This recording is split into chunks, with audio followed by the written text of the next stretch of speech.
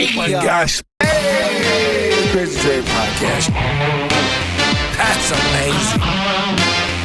Welcome to the Crazy J Podcast Show, ladies and gentlemen, boys and girls. Your main man, aka Crazy Crack, aka Andre's Podcast. Folks, here I am back again. I got to talk about MLB baseball a little bit. The Chicago Cubs got swept by the LA Dodgers in Tokyo, the home of Ohtani. Congratulations to MLB for playing baseball overseas in Japan. I think that's pretty cool. Some people think that Ohtani is saving baseball. I don't know if he is saving baseball or not, but I don't know. I mean, I think what's really saving baseball is the fact that the pitchers and the hitters, they have to be ready to go within 18 to 20 seconds of each pitch. New batters get 31 seconds to get up to bat. I know that might have changed a little bit, but I think that's really what is saving baseball is the length of the game, how short it is, how easy it is to get to one inning to the next. But yeah, I do think that's what's saving baseball. Not really Ohtani, and not. It's just I don't think it's just one guy. I do think that Ohtani hit his first home run in Tokyo. It's still questionable about that home run, though. I saw it at about 7:45 this morning. I totally forgot game one. It was pretty cool to be able to watch baseball that early in the morning since I'm a MLB baseball guy. Yeah, it was a bit too early almost as well, even to think about that. But Ohtani did hit a home run. A kid reached out to grab the ball. I do think that was kind of weird to be acceptance of that home run when a fan reached over the fence and the ball was clearly not over that line where it's supposed to go over the fence. So if that was any other game of the year, I don't think that would have been a home run. But congratulations. Ohtani will be pitching this year, so we'll see how well he does with that. Again, he had Tommy John surgery last year. I mean, the year before. I don't know. I think it was the year before. So he's been in a recovering stage of that motion. So we'll see if we get both of the great worlds of Ohtani, pitching and hitting. Last year he hit 54 home runs. Mookie Betts did not play; he was out. I think he was sick and ill. So that's something to see in his future of the LA Dodgers. When Detroit Tigers do play the Dodgers in a couple weeks, Jack Flaherty will have his World Series reign. He was playing with that team when we traded him to the Dodgers. He came back to Detroit, so that's going to be kind of something cool and sweet to see a player that we had that we traded and now it's come back to Detroit. I'm representing my black and gray, black and white Detroit Tiger hat. This is my first hat I ever bought as a hat guy. I'm not a hat guy, so that's the first time I bought a hat. Any type of hat or any type of MLB hat. So it's kind of cool. I like it. I have my CBGB shirt on from New York City. It's a club back in the 70s, 80s, so I had to match that. Let's see here. What else could I talk about? I do have the Final Four series going on. The Final Four. I do have my teams here. I have. Let's see. Where am I going? I'm going dead here. Well, and my Sweet 16 Final Four. Here we go.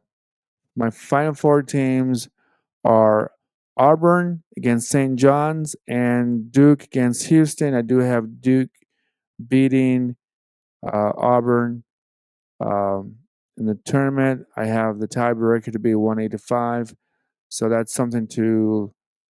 I do think it's New York. I do think it's Duke's year. I don't know why. I just have that feeling they haven't won in a long time. They got a good coach. His second or third year coaching. I think it's his only second year actually. But I do really think that they have a really great chance of winning. There's just something vibe about going with Duke. I know I'm a Michigan. I know a lot of people out there says, well, at least got to go Michigan so far. I do think Michigan has a point guard, shooting guard problems on defense. Sometimes a lack of scoring. I think the Michigan's center and power forwards are a lot better, and it's in their carrying the team. So again, U of M did beat uh, Wisconsin in the Big Ten tournament for the last second shot. So that's something that it's that's great for that's great for us. But I don't know if Michigan's going to go that far. I just don't see how without a good point guard and shooting guard and guards playing on a consistent basis that will um, be a better. I just don't see it. I do think that Michigan State we may go a little further just because they're playing a lot better. I think their defense is a lot better. They're willing, they're rebounding the defense. They're shutting down a lot of the premier players of other teams. I do think that they too will have problems with scoring. If their game is close for Michigan State, I do think they have a chance of beating a couple games of the of the tournament. But I'm not really looking for them to be in the Final Four. I think some people think that they will be. A lot of people are picking Florida, or some people are picking Duke. I know I'm a Duke on the left hand side. Of course, I'm not a Duke fan, but I'm going with Duke. Um, Detroit Pistons basketball. We gotta talk about. Cade Cunningham finally got two technical fouls a couple nights ago against Oklahoma Thunder. Some people think that the referees are pulling for that team to make it to the finals of playoffs push and everything else with it. They also are considering that um, I don't know what really happened in that game with two technical fouls for Cade Cunningham. I do know that he was kind of arguing with the referees about play calls and used a couple slang words, and then the referees gave him two technicals in the third quarter. So I don't know why they overreacted. I do think that it shows character of Cade Cunningham. He's just not a great basketball player, but he's a good leader on that team. So that's something to really like about him.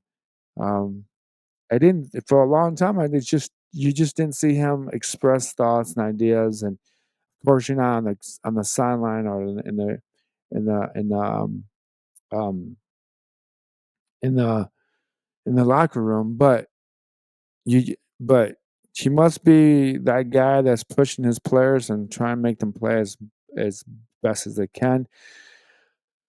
Let's see here. I think I mean the Red Wings are playing pretty well. They're only 2 games above 500 now, so they've been a little shaky. They lost to the Capitals a couple nights ago. Uh, I don't like to talk about the Red Wings because I don't know much about the rotations, the different lines. I don't know much about the players of the team and their talents and their skill level or whatever. So you're never going to hear me say anything on my podcast about something I don't know. I'm always going to be honest about that. I will say that I will say I'm kind of excited about the MLB season starting. I don't like the idea. The last thing I really wanted to express that the last thing is that I really don't like the idea of the first MLB game about roughly like 8 days before the regular season starts in the states, and then they flew out to to Japan, and now I think they have to wait till March 27 for the first game of the season to actually start, which is I don't like that at all. I think that's really bad for baseball. I don't think it's fair for other teams. Um, but that's just my opinion. I should have put that together along the way with my MLB talk about Ohtani and the Dodgers against the Chicago Cubs. So I'm going to leave it short and sweet. I had to post something up there. Again, if you like this podcast, follow it, or a short little skit, I call it, um, the Crazy Dre Podcast Show. You can always find me on anywhere on Spotify, Apple Podcasts. Peace, love, and I'm out of here.